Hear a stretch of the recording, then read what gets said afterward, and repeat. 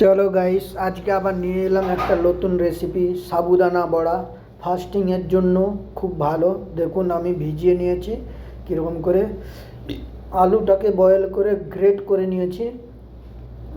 আপনারা এরকম গ্রেট করতেও পারে বা হাত দিয়ে ম্যাচ করতে পারেন। দেখুন সাবুদানাগুলো আমি ভিজিয়ে রেখেছিলাম, ছেঁকে দিয়ে দিলাম। এবারে দিয়ে দিলাম পিনাট, যেটা আমাদের লাল বাদাম ভাজা বলা হয়, সেটা একটু চপ করে দিয়ে দিলাম। দেখুন কীরকমভাবে আমি দিয়ে দিচ্ছি। এবারে একটু আমি দিয়ে দিচ্ছি আদা কুচি। আদাটাকে ফাইন করে কুচি নিয়ে হয়েছে, বেটেও দিতে পারেন। এবার নিচ্ছি একটু কারি পাত্তা। কারি পাত্তা আমাদের যেটা চানাচুর পাত্তা বলা হয়, সেই কারি পাত্তা একটু দিয়ে দিলাম। আর এর সাথে দিয়ে দেব কাঁচা লঙ্কা। কাঁচা লঙ্কা চপ করে রেখেছিলাম, কাঁচা লঙ্কা দিয়ে দিলাম। হ্যাঁ, এবারে এতে আমি একটু দিয়ে দেব সন্দেশ নুন। সন্দেশ নুন বলতে আমাদের যেটা বলা হয় ফাস্টিংয়ে উপোসে খাওয়া হয়, সেই নুনটাই আমি ইউজ করব। দেখুন কীরকমভাবে এই আমি নুনটা দিয়ে দিলাম।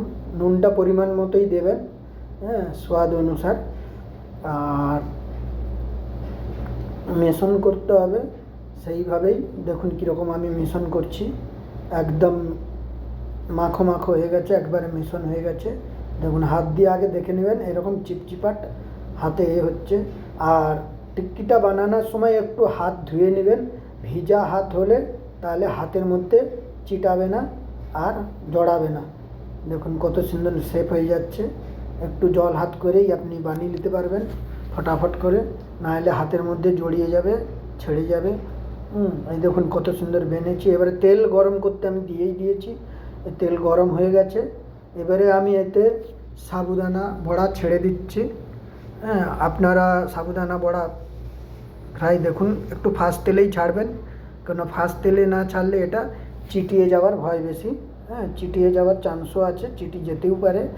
তবে এটা যখন ভেসে উঠবে উপর দিকে, তখনই আপনারা নাড়াচড়া করবেন। দেখুন কীরকম লাল হয়ে গেছে। এটা আমি বানাচ্ছি চাটনি।